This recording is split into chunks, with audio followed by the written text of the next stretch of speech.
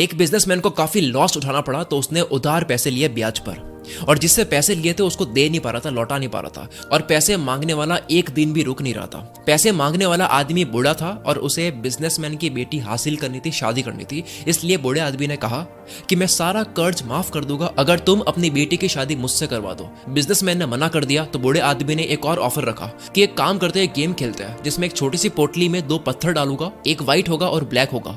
Businessman को बेटी को पत्थर उस पोटली में से निकालने हैं। अगर व्हाइट निकल गया तो सारा कर्ज माफ कर दूंगा और शादी भी नहीं करनी पड़ेगी, और अगर ब्लैक पत्थर निकल गया तो कर्ज तो माफ कर दूंगा लेकिन शादी करनी पड़ेगी। बाप और बेटी दोनों एग्री हो गए, पूरे गांव वालों को इकट्ठा करा। मुखिया भी वहां पे देख रहा था। जमीन से 2 पत्थर उठा करके बूढ़े आदमी ने पोटली में डाले और लड़की ने देख लिया कि उस बूढ़े आदमी ने दोनों ही पत्थर ब्लैक डाले हैं, और ब्लैक पत्थर का मतलब हुआ कि कर्ज माफ लेकिन शादी करनी पड़ेगी। अगर लड़की गेम खेलने से मना कर दे तो शादी तो बच जाएगी लेकिन बाप का कर्ज माफ नहीं होगा, और अगर दोनों ही पत्थर निकाल के उस बूढ़े इंसान की बेइज्जती कर दे तो वो आदमी कभी ना कभी बदला जरूर लेगा। इसलिए लास्ट ऑप्शन था कोई एक पत्थर निकालो जो कि ब्लैक ही निकलेगा और कर्ज माफ के साथ में उसको शादी करनी पड़ेगी। लड़की ने चालाकी से गेम खेला, उसने एक पत्थर निकाला और एक्टिंग करके ग्राउंड पर गिरा दिया, और वो पत्थर नीचे गिरे, बहुत सारे ब्लैक और व्हाइट पत्थर में मिल गया। लड़की ने कहा ओ शिट, ये मेरे से गलती से गिर गया, लेकिन एक काम करते हैं, दूसरा पत्थर भी पोटली से निकाल करके चेक कर लेते हैं। अगर पोटली में से अब व्हाइट निकला तो मैंने जो उठाया था वो ब्लैक था, और अगर पोटली में से अब ब्लैक निकला तो मैंने जो उठाया था वो व्हाइट था।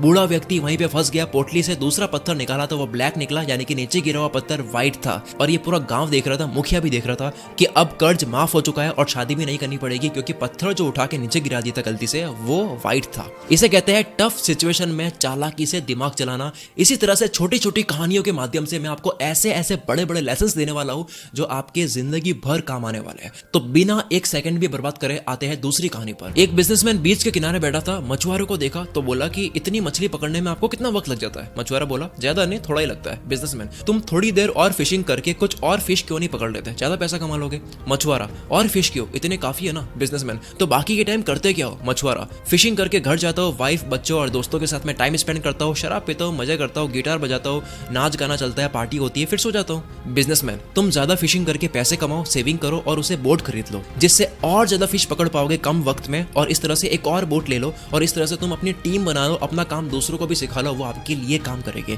कंपनी सेटअप कर लो, एक प्रोडक्शन प्लांट बना दो, फिश की पैकिंग और डिस्ट्रीब्यूशन कंट्रोल कर सकोगे, और एक सिटी के अलावा दूसरी सिटीज में भी अपनी ब्रांचेस खोल दो। मछुआरा शांत रहा और बोला उसके बाद? बिजनेसमैन अरे उसके बाद क्या, एक बीच हाउस खरीद लेना, फैमिली के साथ में एंजॉय करना, फिशिंग करना, सुबह शाम आराम करना, तुम्हारी टीम काम कर रही होगी, रात को दारू पार्टी म्यूजिक और जलसे चलते रहेंगे। मछुआरा बट ये तो मैं अभी भी करता हूँ। बिजनेसमैन आगे कुछ बोल नहीं पाया, पता चला कि उसने अपना बिजनेस छोड़ दिया और फिशरमैन के साथ में रहना शुरू कर दिया। आप कुछ भी कर रहे हो, आप पता करो कि उसके बाद क्या, वो क्यों पाना है, वो क्यों करना है। अगली स्टोरी। एक बार एक लड़का अमीर बनना चाहता था और वो गुरुजी से कहता है कि कोई काम बताओ जिससे मैं बहुत कमा सकूं। गुरुजी उसे एक जगह ले गए जहां पर बहुत सारी कंकड़ पड़ी थी और कहा कि इन सारी कंकड़ में से एक कंकड़ ऐसी है जो किसी भी चीज को सोने में बदल सकती है, और उस कंकड़ की पहचान है कि वो थोड़ी सी गर्म होगी, बाकी सारी ठंडी होगी। जाओ ले लो अपनी हर चीज को सोने में बदल देने वाली कंकड़। वो काम पे लग गया, रोज एक एक कंकड़ हाथ में लेता, 2-3 सेकंड गर्म है या नहीं चेक करता और उसको समुद्र में फेंक देता ताकि वो बाकी कंकड़ में ना मिल जाए। 1 महीना करा, रोज घंटों घंटों लगा दिए, 2 महीने, 3 महीने, 4 महीने लगा दिए। अब उसकी स्पीड बन चुकी थी, लेकिन साथ में वो ध्यान से कंकड़ को परख नहीं रहा था। उसकी फटाफट से कंकड़ को हाथ में लेकर समुद्र में फेंकने की हैबिट बन चुकी थी। 5वें महीने में फाइनली वो कंकड़ हाथ में लग गई। हाथ में आते ही, क्योंकि उसके जल्दी से बिना परखे फेंकने की आदत बन चुकी थी, तो उसने उस गर्म कंकड़ को भी समुद्र में फेंक दिया, और फेंकते ही उसने जोर से अपने सर पर मारकर चिल्लाकर पछतावा करा कि मैंने ये क्या कर दिया, हर चीज को सोने में बदल देने वाली कंकड़ को भी फेंक दिया। ठीक इसी तरह हर दिन को हल्के में लेने से ये आपकी हैबिट बन जाती है, और जिस दिन अच्छा मौका आता है उसे भी इसी आदत की वजह से गलती से उसको भी हल्के में ले लेते हैं, फिर बाद में होता है पछतावा। हर कंकड़ को ध्यान से परखो, यानी कि हर दिन को इंपॉर्टेंट समझो। कोई एक दिन, कोई एक कंकड़ आपकी जिंदगी को सोने में बदल सकता है। अगली कहानी। एक बाप अपने बेटे के साथ में रेस्टोरेंट में खाना खाने जाता है और नोटिस करता है कि रेस्टोरेंट की हालत काफी खराब है, गंदगी है, टेबल टूटी हुई है, खाना भी टेस्टी नहीं था।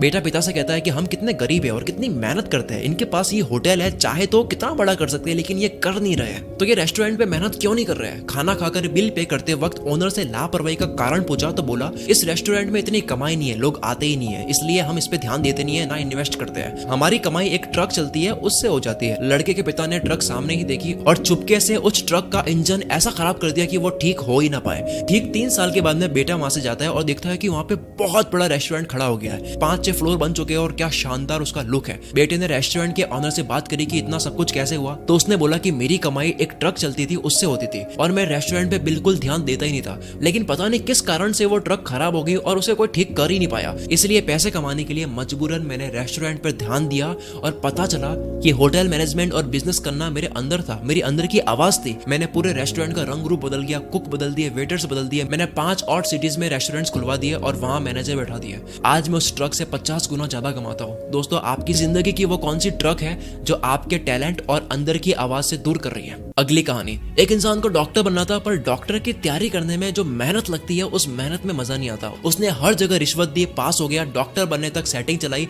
सर्टिफिकेट पा लिया, डॉक्टर बन गया, हॉस्पिटल खोल दिया। उसके पास में एक्सीडेंट का केस आया जो कि सीरियस था। ऑपरेशन उससे मैनेज हो नहीं पाया क्योंकि उसने तैयारी करी ही नहीं थी। उसके हाथ से एक बहुत बड़ी गलती हो गई, उससे केस मैनेज नहीं हुआ और पेशेंट की डेथ हो गई। वो नकली डॉक्टर बहुत पछताया ये करके। उसके डॉक्टर बनने की सारी फैंटेसी वहीं पे उतर गई और उसके फादर बाहर खड़े उनसे कहने गया कि मैं नहीं बचा सका, तो पता चला कि उसके पिता ही वो उन लोगों में से एक इंसान थे जिसने रिश्वत ली थी। फादर को कर्मा मिला तो डॉक्टर को शॉर्टकट लेने का नतीजा मिला। डोंट टेक शॉर्टकट, एक दिन कामयाबी संभाल नहीं पाओगे, तैयारी करो। नेक्स्ट स्टोरी, एक इंसान बुद्ध से अपनी किस्मत पूछने जाता है तो रास्ते में एक आदमी मिलता है। वो कहता है कहाँ जा रहे हो? वो बोला बुद्ध से मिलने जा रहा हूँ। तो बोला कि मेरी बेटी बोल नहीं सकती है, बुद्ध से पूछना कि वो कब बोलना शुरू करेगी। आगे गया तो जादूगर मिला, कहाँ जा रहे हो? बोला बुद्ध के पास जा रहा हूँ। तो बोला मेरा भी सवाल है, मैं स्वर्ग जाना चाहता हूँ लेकिन जा नहीं पा रहा हूँ, तो मेरा भी पूछ के आना कि मैं कब जाऊंगा। आगे गया तो एक कछुआ मिला, कहाँ जा रहे हो? बोला कि बुद्ध के पास जा रहा हूँ। तो बोला कि यार मैं काफी टाइम से ड्रैगन बनना चाह रहा हूँ, बन नहीं पा रहा हूँ, तो मेरा भी पूछ के आना। फाइनली बुद्ध से मिला तो वो बोले कि आप केवल 3 ही सवाल कर सकते हो। उसने सोचा कि मेरी तकलीफ तो काफी छोटी है, इन 3 लोगों की ही बोल देता हूँ। तीनों की तकलीफ सुनकर बुद्ध बोले, कछुआ ड्रैगन बनेगा जब वो कवच छोड़ देगा, जादूगर स्वर्ग जाएगा जब वो अपनी जादू की छड़ी को छोड़ देगा, और लड़की बोलना शुरू कर देगी जब उसको लाइफ पार्टनर मिल जाएगा। वापस आते वक्त उस इंसान ने कछुए से कहा कि तुम अपना कवच छोड़ दो, ड्रैगन बन जाओगे। उसने जैसे ही कवच छोड़ा, ड्रैगन बन गया और बहुत सारे मोती गिरे, जो मोती उस इंसान ने रख लिए। आगे जाकर जादूगर से मिला और कहा कि तुम ये छड़ी छोड़ दो तो तुम स्वर्ग चले जाओगे। छड़ी छोड़ दी और वो छड़ी उस इंसान ने रख ली और वो स्वर्ग चला गया। उसके बाद में आखिर में वो लड़की से मिला तो लड़की ने आगे से ही बोल दिया कि तुम वही आदमी हो ना जो पहले आए थे। लड़की बोल पड़ी, मतलब वो इंसान उस लड़की का लाइफ पार्टनर बन गया। सबने कुछ ना कुछ खोया और कुछ पाया, लेकिन सबसे ज्यादा उस इंसान ने पाया जिसने अपने लिए एक भी सवाल नहीं करा। वो इतना दूर जाने के बाद भी अपना एक भी सवाल नहीं करा, उन तीनों के लिए सवाल करा, जिसे मिले मोती, जादू की छड़ी और लाइफ पार्टनर। जितना बड़ा त्याग उतनी बड़ी सक्सेस। अगली कहानी, एक साधु कड़ी तपस्या कर रहा था और तपस्या के वक्त ही उस गांव में बाढ़ आ जाती है। लोग सब घर छोड़ के जा रहे हैं, अपने आप को बचा रहे हैं। तो एक ने देखा तो साधु को अलर्ट करा कि चलो वरना तुम डूब जाओगे। साधु बोला कि मुझे कुछ नहीं होगा, मुझे ईश्वर बचा लेगा। मैं इतने सालों से कड़ी तपस्या कर रहा हूँ, वो मुझे बचा ही लेगा।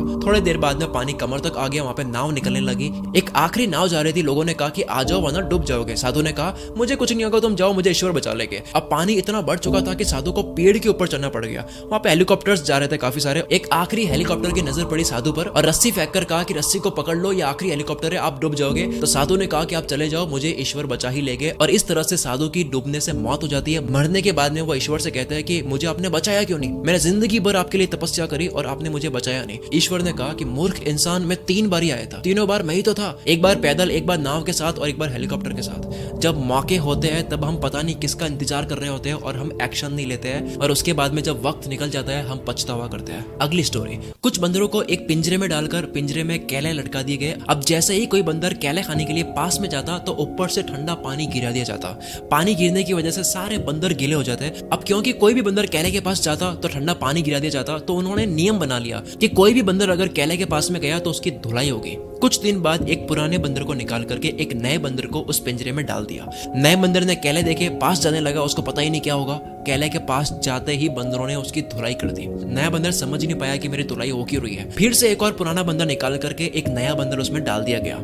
अब जैसे ही वो नया बंदर फिर से केले देखता है, पास जाता है, उसकी भी धुलाई होती है। लेकिन इस बार इस धुलाई में पिछला वाला नया बंदर भी शामिल था, जिसको पता ही नहीं है कि धुलाई करनी क्यों है। ऐसे करते करते सारे पुराने बंदर जिनको पानी वाली बात पता है उनको निकाल कर करके नए बंदर डाल दिए जिनको पता ही नहीं है कि धुलाई करनी क्यों है। और इस तरह से सब एक दूसरे की धुलाई कर रहे थे, किसी को नहीं पता कि धुलाई क्यों कर रहे हैं। हम सब अपने सपनों को इसी तरह पीटते हैं। क्यों पीट रहे हैं किसी को नहीं पता, बस सिखाया गया है, कुछ सिस्टम बना दिया गया है, क्यों है पता ही नहीं है। हो सकता है किसी के ऊपर ठंडा पानी गिरा होगा, यानी कि वो फेल हुआ होगा, जिसकी वजह से उसने कोई नियम बना लिया। अब लेकिन दिक्कत यह है कि आपके ऊपर वो ठंडा पानी नहीं गिरने वाला है, यानी कि आप फेल नहीं होने वाले हो। फिर भी आप उस पुराने नियम को मान रहे हो जो कि तब बना था जब वो फेल हुए थे, जब उनके ऊपर ठंडा पानी गिरा था। अगली कहानी, क्या आपको पता है कि बर्तन में पानी डालकर उसमें मेंढक डाले और उसको गर्म करे धीरे धीरे, तो मेंढक टेम्परेचर के अकॉर्डिंग अपने आप को एडजस्ट करना शुरू कर लेता है। लेकिन कहानी यहाँ से शुरू होती है, जब पानी गर्म होते होते एक लिमिट से ज्यादा गर्म हो जाता है, तब वो अपने आप को एडजस्ट नहीं कर पाता है और वो बाहर आ नहीं पाता है, क्योंकि उसके कूदने की एनर्जी खत्म हो चुकी है। वो घायल हो चुका है बहुत ज्यादा गर्म हो जाने की वजह से। उसने अपने सारी एनर्जी शुरू में ही अपने आप को एडजस्ट करने में दे दी। वो चाहता तो एक छलांग से उसी टाइम बाहर आ सकता था और आखिर में वो मर जाता है। मेंढक की मौत किससे हुई? गर्म पानी से नहीं हुई, मौत हुई राइट टाइम पर जंप ना लेने की वजह से। अच्छे वक्त का इंतजार मत करो, बस कूद जाओ, उसके बाद में सही कर दो। सब सही करने का सोचकर मत कूदो, क्योंकि कभी नहीं कूद पाओगे। और कहते हैं कि सबसे अच्छा कूदने का वक्त तब होता है जब आप तैयार नहीं होते हो, क्योंकि कूदने के बाद तैयारी होती है। अगली स्टोरी, एक औरत को अपनी सांस पे बहुत गुस्सा आता था। वो गई ऐसे इंसान के पास जो जहर दे सके। उसने कहा कि मैं जहर देता हूँ, पर इसको थोड़ा थोड़ा करके खिलाना है और 2 महीने बाद मौत हो जाएगी आपके सांस की। पर 2 महीने तक अपने सांस से अच्छे से बात करनी होगी, ध्यान रखना होगा, ताकि तुम्हारे पति को 1% भी शक ना हो। 2 महीने तक उसने थोड़ा थोड़ा रोज जहर दिया। बहुत मोहब्बत से रहती, उसका मन करता कि एक ही दिन में सारा जहर दे दे, लेकिन ऐसा करने से उसके पति को शक हो जाएगा, इसलिए उसने पहले बनाई। 2 महीने रोज थोड़ा थोड़ा जहर दिया, अपने सांस के साथ में अच्छे से रही।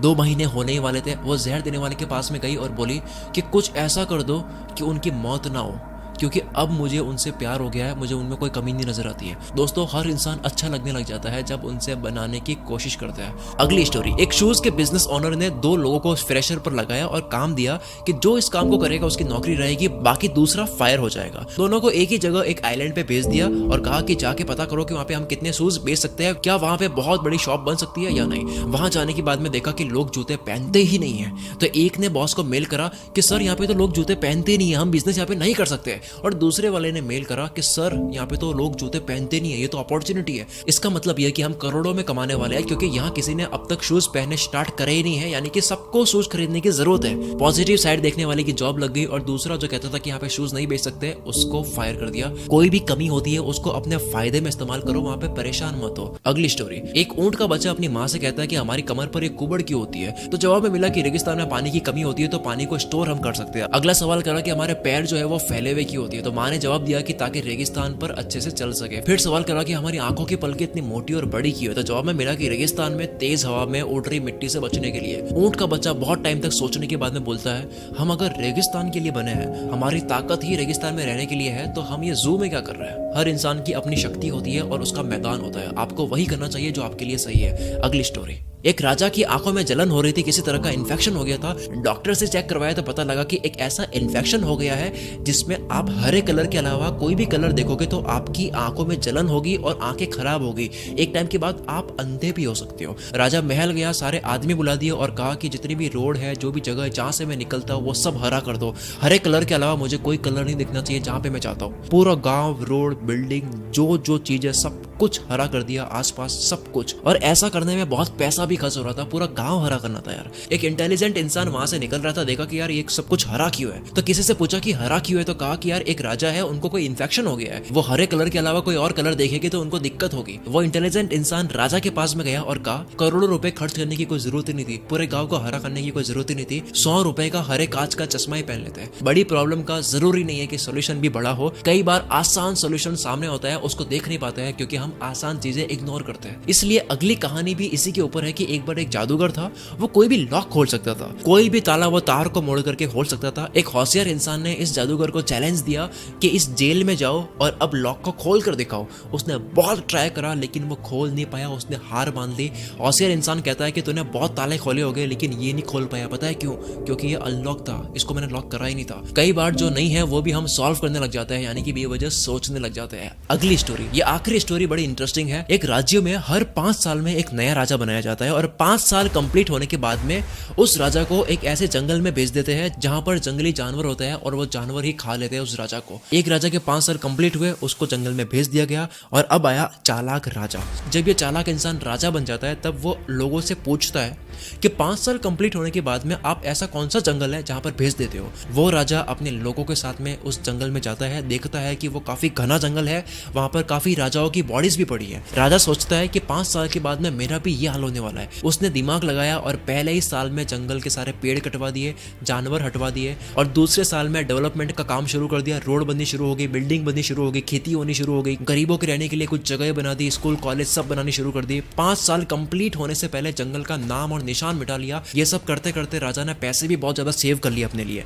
5 साल जैसे ही कंप्लीट हुए, राजा बोलता है कि मुझे भेज दो जहां पर आप भेजते हो हर बार। राजा को बोट में बैठाया जाता है क्योंकि जंगल का रास्ता नदी से आता है, तो बोट में बैठने से पहले वो काफी खुश होता है। लोग पूछते हैं कि आप इतने खुश क्यों? तो वो बोला कि हर राजा आता है, 5 साल राज करता है, मस्त रहता है राज करने में, और 5 साल बाद जंगल में जाता है। मैंने 5 साल केवल राज नहीं करा, मैंने कड़ी मेहनत से घने जंगल को शहर बना दिया। मेरे 5 साल यहाँ कंप्लीट हो चुके हैं, अब मैं जिंदगी भर वहां राज करूंगा जहां जा रहा हूँ। क्योंकि राजा ने सेविंग भी करी थी तो वह पैसा लेकर वहां चला जाता है और इस नए जगह में उसकी इज्जत भी होती है क्योंकि गरीबों को बहुत घर भी दिए होते हैं। आप आज मेहनत करो कल के भविष्य के लिए। अब तक के लिए सिर्फ इतना ही गाइस। अगर आपको ये वीडियो थोड़ी भी अच्छी लगी है ना तो कमेंट करके जरूर जाना, और अगर आपको पता नहीं चल रहा कि कमेंट में क्या लिखे यार, तो सिर्फ कमेंट में यस लिख देना कि यस, इस वीडियो की वजह से मेरी लाइफ में थोड़ा सा बदलाव आया है। आपकी कमेंट्स देखकर मेरा हौसला बढ़ जाता है अगली वीडियो को और अच्छी बनाने के लिए। तो यस कमेंट करके जरूर जाना। मिलते हैं हम अगली वीडियो में। Wish you all the very best. मैं शकील कुल मित्र से आपके सपनों को सपोर्ट करता हूँ।